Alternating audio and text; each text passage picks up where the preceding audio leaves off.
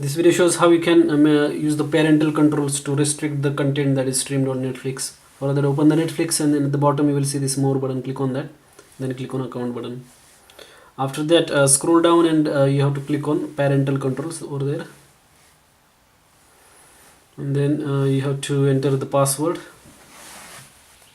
After entering the password, you can set the pin for your parental control. So the main purpose of this pin is that if your children are trying to access adult content, then this Netflix will ask for that pin, and then if they enter this pin, then only this adult content will be played.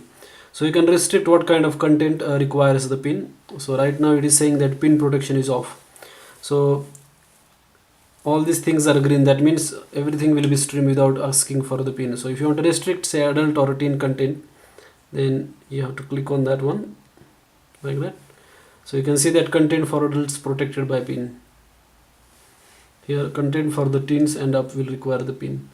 So only kids will be able to see the normal content.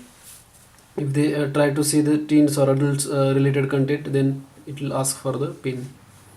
You can also restrict specific titles as well. Here you can give the movie names that you want to restrict, which will require the pin. And then that's how you can manage this parental control in Netflix. Thanks for watching this video.